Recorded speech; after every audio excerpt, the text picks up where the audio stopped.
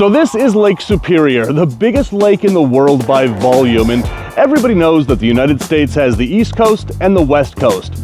But not a lot of people know that there's actually a North Coast. And this is it right here in Minnesota. This is the North Shore Scenic Drive. And it goes from Duluth all the way up the shore to Canada. This route along the North Shore of Lake Superior is unknown to so many people, but it's one of the most beautiful drives in the United States. So in this video, I'm going on a foodie road trip of northern Minnesota from Grand Marais all the way down the coast to Duluth. And I'm gonna look into some of the unique cuisines and the unique foods that northern Minnesota has to offer. So come with me and let's take a foodie road trip down the Lake Superior Scenic Drive. I'm Dave Kaufman, and this is Dave Kaufman Eats the World.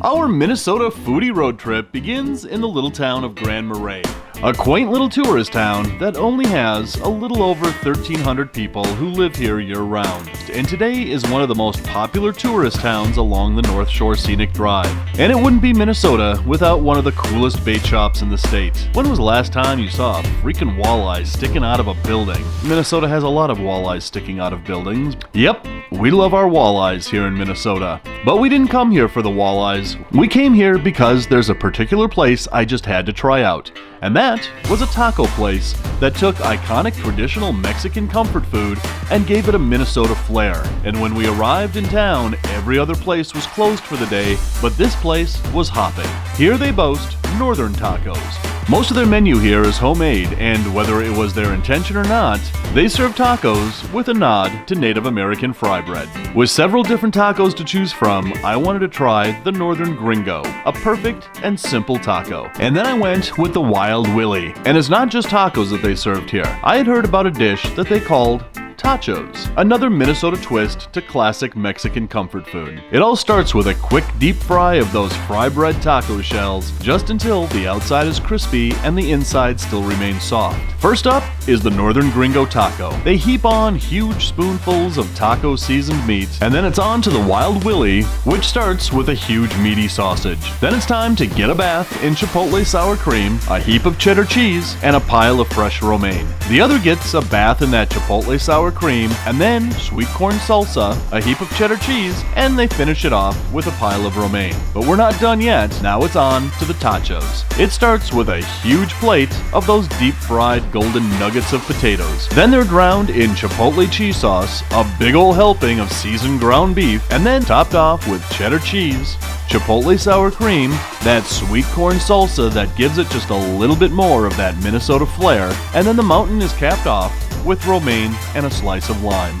So right here we have Mexican food with a Minnesota flair. So as I've mentioned, these tacos are made not with taco shells, but with fry bread. And here in northern Minnesota, they've taken Native American cuisine and Mexican food and infused that into these amazing looking tacos. But you can't really talk about Minnesota cuisine without talking about tater tots. And right here, we've got our tater tot nachos. Instead of corn chips, they use tater tots. And here, they call them tachos. When you order tachos, you can have your choice of ground beef, shredded pork, or chicken. I elected to get the ground beef, but look at that, you've got that delicious looking chipotle sour cream on there. Lots of sweet corn, which is another nod to Minnesota cuisine. This looks absolutely amazing. We're just gonna dig in. Oh wow. We've all had nachos with corn chips. Having nachos with tater tots brings this to an entirely new level. Those tater tots are crisp on the outside, really melt in your mouth, soft on the inside. That chipotle sour cream is absolutely on point. It's not too spicy, but it's very flavorful. And then you add that sweetness of the corn and you add that savoriness of the ground beef, and man, these tachos are very unique. And again, it's this very unique blend of Mexican flavors with a Minnesota flair, which makes this really amazingly unique. That just kind of melts in your mouth. That is so amazing. All right, now we're moving on to the tacos. So this particular taco is the one with the chorizo. Look at that, it is a big meaty sausage sitting in that really crispy fry bread, just soaking up all of that chipotle sour cream, that cheese. All right, here we go, let's try it out. There is a nice spice to that chorizo, a nice spice to that chipotle mayo. The lettuce is fresh, and the fry bread shell is so chewy and so flavorful. Every single bite is an homage to Mexico here in Minnesota with a Native American flair. This is one of the most amazing tacos I've ever had. I think this one, I can't remember what they named this one. I think they named it the Northern. I could be wrong. We'll check.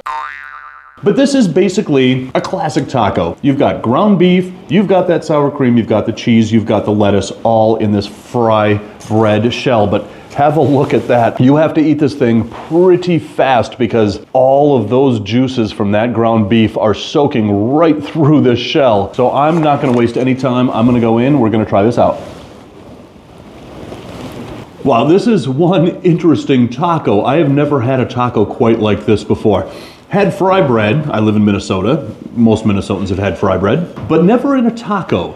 So the meat is super savory, and you know, when you go into a taco place, they try to kind of make it either flavorful or spicy, and oftentimes they completely overdo it, and the spice really detracts from the flavor of the taco. This spice in this ground beef, they got it absolutely right. It doesn't overpower, and that really chewy, flavorful shell, this is one incredible taco combination.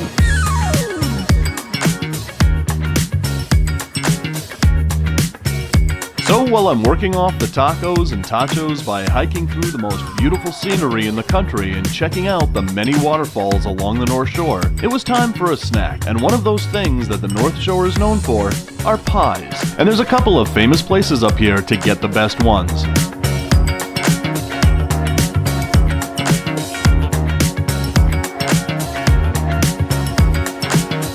Being a sucker for blueberries myself, I stopped by a place that is uniquely Minnesotan, the Rustic Inn, a log cabin themed cafe that boasts fresh pies. The interior looks like your grandpa's hunting shack if your grandpa was, you know, rich. But unlike your grandpa's hunting shack, this place features just about every kind of pie you can think of, and I'm here exclusively for the blueberry cream pie. So if northern Minnesota is known for one thing, it's known for moose. It's known for bear, it's known for wolves, it's known for fishing, it's known for that lake, it's known for towering pine trees, but it's also known for blueberries. And that was much more than just one thing. And we make a ton of cuisine here in Minnesota centered around the blueberry.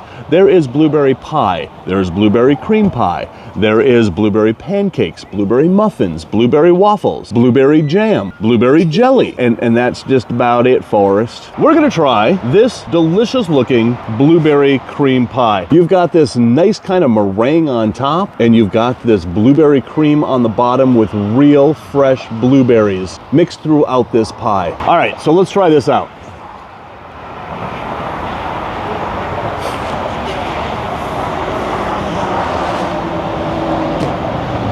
I should have gotten an entire pie. Blueberries are so sweet. When you bite into them, of course, they just kind of pop with all that flavor. They are literally nature's bobas. And look at that. The meringue is actually the crust of the pie, a blueberry cream filling with a cheesecake-like top. That is an ingenious slice of blueberry Minnesota delicacy. Seriously, if I would have gotten an entire pie and a fork, I wouldn't have shown it on this video, but it's a fair bet that I would have eaten the entire pie. So Lake Superior does have crustaceans in it, little crayfish, you can eat them, but we don't have lobster out there. So for me to find a place that has the best lobster roll in Minnesota because they add a Minnesota flair to it, well, that place is right down the road. I'm gonna finish off this pie, we're gonna hit that place next. This is amazing, absolutely amazing.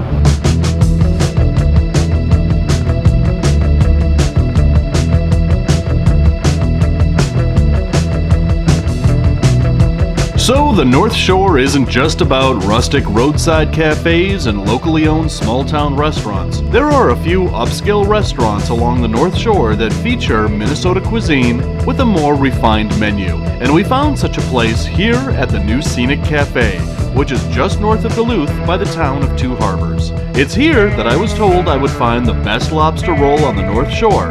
And here, they prepare their lobster rolls with a difference that makes it uniquely Minnesotan. And what makes this uniquely Minnesotan is the corn.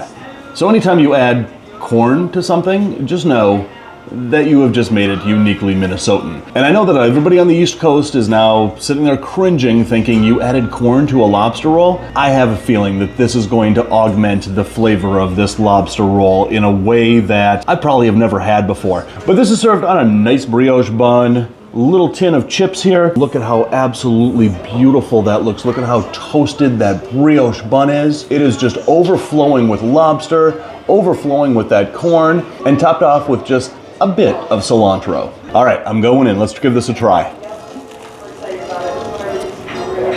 All right, there is so many flavors going on. I've had lobster rolls, of course, in Maine. Down in Key West, Florida, there, the lobster is pretty fresh. So here in Minnesota, obviously this lobster had to be flown in, and therefore its freshness quotient is pretty questionable. But within that first bite, this lobster is just as fresh tasting as if I was sitting on the ocean here in Maine or in Key West or anywhere along the East Coast. And I'll tell you, that sweet corn really adds this flavor to this that you're just definitely not going to find in a lobster roll on the East Coast. And this is exactly how you want a lobster roll to be. You don't want it swimming in that mayonnaise. You want just a touch of that mayonnaise just for a little bit of flavor.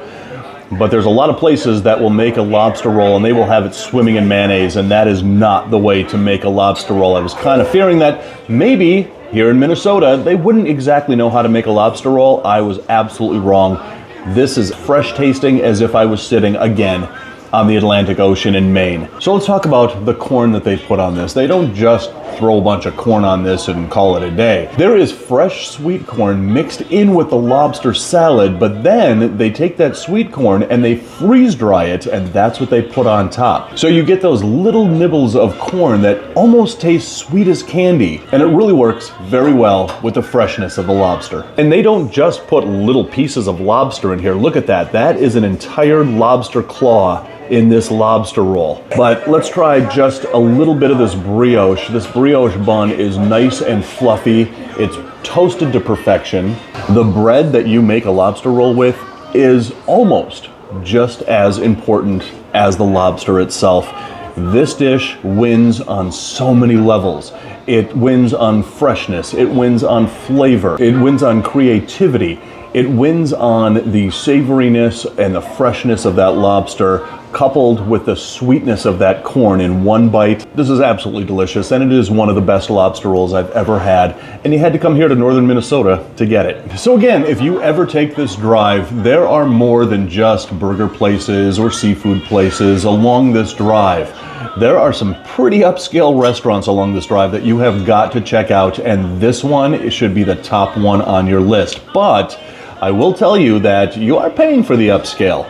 This lobster roll is actually $30 here. So from here, we only have a short drive until we reach Duluth. And once we reach Duluth, I'm gonna take you guys to a place and show you that the best barbecue in the country doesn't necessarily come from either Kansas or Texas.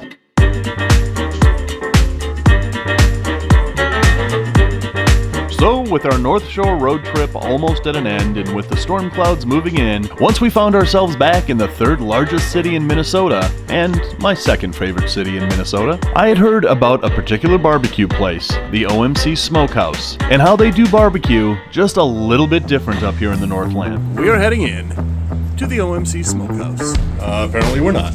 Alright, let's try this again. We're going in to the OMC Smokehouse. While other barbecue places throughout the United States smoke their meats with hickory or mesquite, here they smoke their meats with sugar maple and oak, creating a barbecue flavor that is unique to Minnesota. All right, we are at the OMC Smokehouse in Duluth, Minnesota. What does OMC stand for? Oink, Moo, Cluck. All right, so after looking at their menu, I'm gonna go from the smoker. Apparently they're up early, smoking all day to ensure every meal is fresh, and 2 sides, and meat subjected to availability. I certainly hope that they have at least 2 ribs, some sliced brisket, and 1/4 smoked chicken. All right, so my selection comes with 2 sides. Bacon and blue cheese potato salad. Oh yeah. And then if you notice right there, it says GF, which I assume means that, I don't know, you're Girlfriend is gonna like it too. We've got big, thick sliced brisket here. We've got a couple of St. Louis style pork ribs here, and we've got a fourth of a chicken. And for my two sides, I elected to get the bacon and blue cheese potato salad and a couple of cornbread muffins. All right, so we've got a lot to sample here. I'm just going to start by digging into this brisket. Right away, you can taste that smoky flavor. So when it comes to brisket should be juicy. It should be flaky. It should be melt in your mouth good. I hate saying bad things about restaurants and their food, and I'm not really saying anything bad. I'm being objective. This brisket is just a little on the dry side. It doesn't have a lot of juice to it. Doesn't kind of just melt in your mouth. It has a really rich smoky flavor. The meat itself isn't very tender. It's not very juicy. Brisket should not be chewed, it should be savored. And unfortunately, this brisket really doesn't do that. Yeah, sadly I gotta say, brisket really isn't a hit. But let's dig into these ribs here. So, first glance, these ribs look super meaty, nice and juicy. Good barbecue pork rib should be fall off the bone good. And let's test this out and find out if it is. Look at that, comes right off the bone. Let's give this a try. Oh yeah. These are vindication for that brisket. It is super moist, super flavorful. There is a flavor to these ribs that I haven't really had in any other barbecue place. And I've had barbecue from St. Louis to Texas to Memphis to Suriname. And I really haven't had these kinds of flavors on a pork rib before. This is actually pretty freaking amazing. Isn't that weird? That you had to come to Duluth, Minnesota of all places, to find really amazing barbecue ribs. Let's dig into that chicken here real quick. This chicken looks absolutely perfect. Nice and juicy. Let's try it out.